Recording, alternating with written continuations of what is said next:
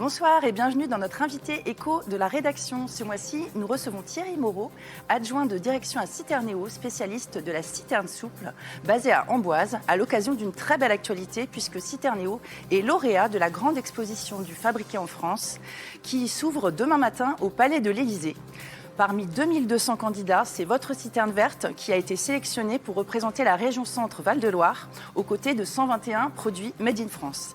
Et merci donc vraiment d'être là puisqu'on voit déjà qu'il y a le fondateur de Citernéo, Didier Supply, ainsi que Nicolas Clairet, qui sont adjoints de direction, qui sont déjà à l'Élysée actuellement. Donc vous les rejoindrez dès demain.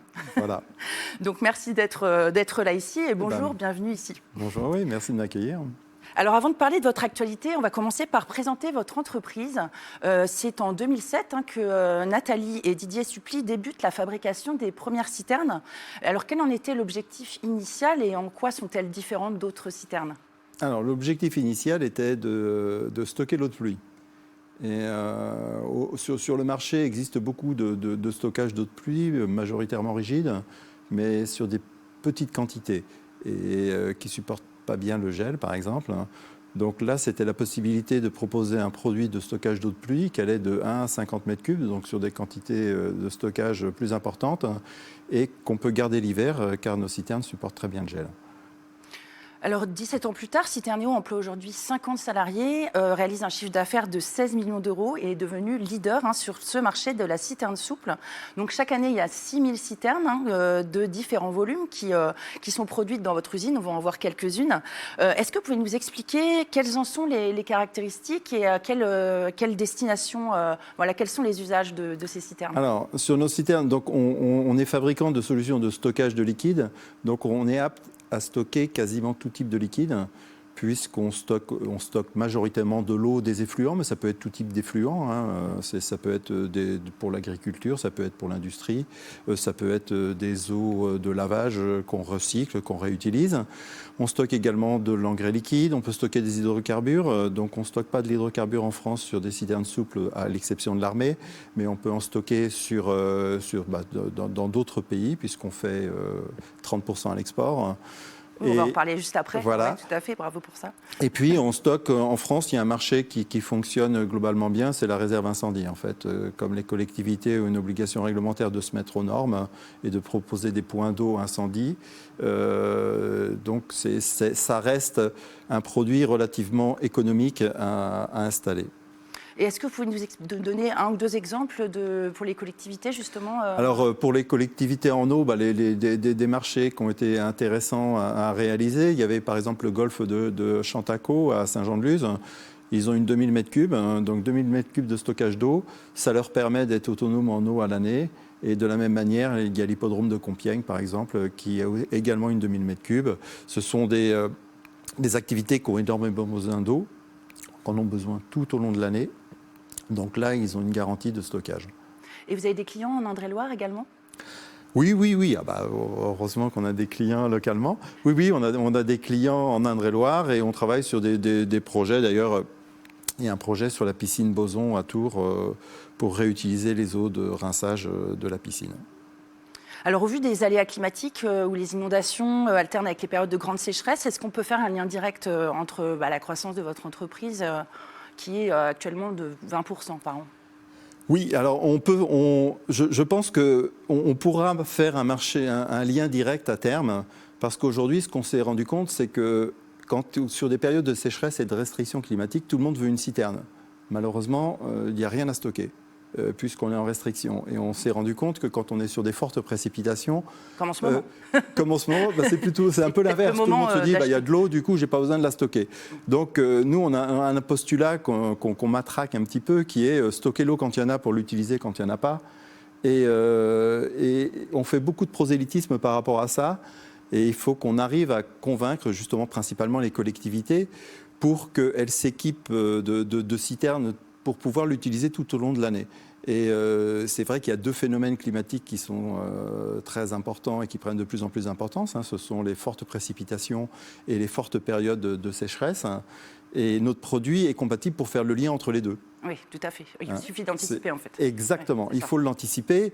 Et nous, on est convaincus que toutes les collectivités, pour toute collectivité, pourraient ne plus du tout utiliser l'eau de la nappe phréatique, donc ils pourraient préserver la nappe phréatique, ne serait-ce qu'en stockant, j'allais dire, l'eau de pluie. Ça leur permettrait d'avoir des volumes d'eau pour nettoyer les véhicules, pour arroser les plantes, pour arroser les stades de foot, par exemple. Oui. Et ça leur permettrait également d'utiliser de l'eau en période de restriction, puisque cette eau étant déjà collectée, elle peut être utilisée et ça éviterait des pertes d'arbres centenaires, par exemple, ou des pertes, je veux dire, ne serait-ce que de pelouse d'un stade de foot. Hein, ça coûte relativement cher. C'était l'actualité du JT ce soir. Donc, petit à petit, on sent qu'il y a un mouvement qui se met en place. Et j'allais dire, est-ce que Citerneo pourra en bénéficier à terme? Oui, il pourra en bénéficier, mais on a toute une démarche justement de communication à faire par rapport à ces utilisations. Alors venons-en à votre actualité, à cette citerne verte qui sera exposée donc, au grand public durant 2 jours à l'Élysée. Alors rappelons que cette exposition met à l'honneur à la fois des entreprises, artisans, producteurs, des industriels engagés dans la fabrication française. Elle a attiré déjà plus de 9000 personnes l'an passé. Alors pourquoi avoir choisi de concourir avec ce modèle et qu'est-ce que vous espérez de cette visibilité ? Alors, on a choisi de concourir parce que nous, on reste convaincus qu'on a vraiment un produit qui est dans l'air du temps, qui répond à énormément de problématiques. Et puis, on a fait un gros travail avec un inducteur français qui nous fournit notre tissu technique, justement pour améliorer le bilan carbone de ce produit. On a réussi à réduire de 30% l'utilisation du PVC, ce qui est non négligeable. Et puis, on est en circuit court. Et par rapport à ça, on a bénéficié de l'Origine France Garantie. On a quand même un produit à 98% Origine France Garantie, donc ce qui est quand même assez important. Et puis le produit qui est le plus facile à véhiculer, c'est le stockage d'eau de pluie, parce que ça parle à tout le monde. Hein. Ça parle aussi bien aux industriels, aux collectivités qu'aux particuliers. Et donc c'est pour cette raison-là qu'on a souhaité concourir.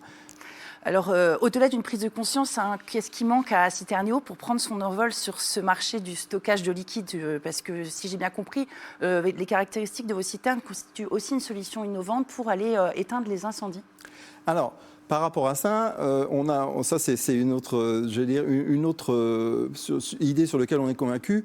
En 2020, il y a eu des incendies dans le Var. Et on a un habitant qui nous a téléphoné pour nous dire « Grâce à vos citernes, j'ai sauvé ma maison ». Et moi, je me suis déplacé. Et ce qui est impressionnant, c'est que les arbres à 40 cm de la citerne sont carbonisés. Et la citerne ne fuit pas, elle est toujours en eau. Et effectivement, il a arrosé tout le tour de sa maison, il a sauvé sa maison. Et nos citernes, elles sont toujours en vie. À l'époque, vous ne saviez pas qu'elles allaient résister aussi bien à l'époque, on n'avait pas fait les tests. Mais donc, on s'est rendu compte, en fait, que l'eau permettait de donner des particularités thermiques à la toile et empêchait en fait son inflammation. Donc on reste convaincu que si des citernes étaient disposées dans des lieux d'incendie, en fait, de risque d'incendie, sachant qu'on peut aller jusqu'à 2500 mètres cubes de stockage, hein, donc ça fait des volumes très importants, on pourrait donner, des points d'eau incendie très rapidement aux pompiers pour pouvoir éteindre les départs de feu.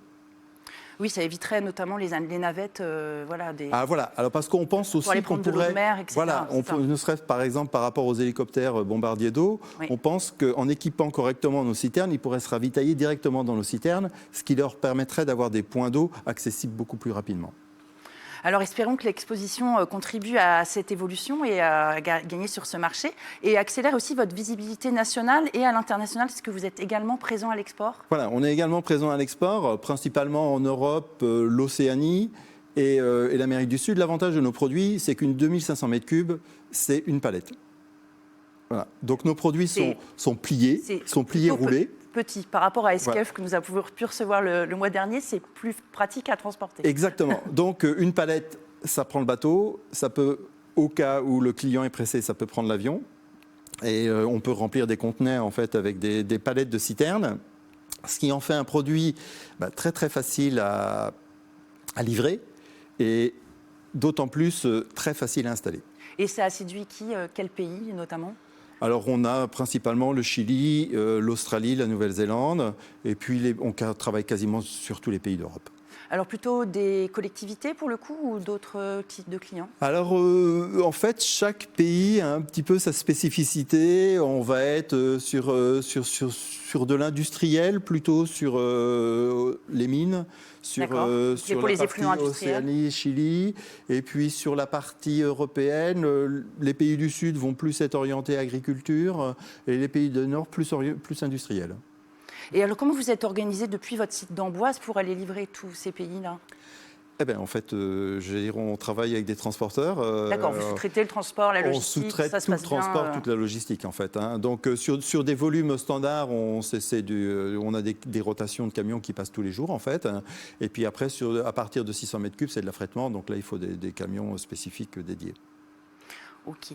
Vos citernes, elles sont labellisées Origine France Garantie. Elles constituent donc déjà en elles-mêmes, c'est une solution écologique. Vous avez également dimensionné votre usine pour qu'elle soit en accord avec cette politique RSE. Voilà. Donc depuis 2 ans, on a investi en fait 6 millions d'euros dans une nouvelle usine. Cette usine, on a fait installer 1000 m² de panneaux solaires, ce qui nous permet, on est positif en fait en énergie, puisque nous on n'utilise que de l'électricité pour notre process de fabrication. Donc vous êtes en autoconsommation? On est en autoconsommation, mais on vend même plus que ce qu'on utilise en fait. Et puis on a également installé une zone de biodiversité, donc on a 30% en fait de la surface qui est transformée en zone de biodiversité.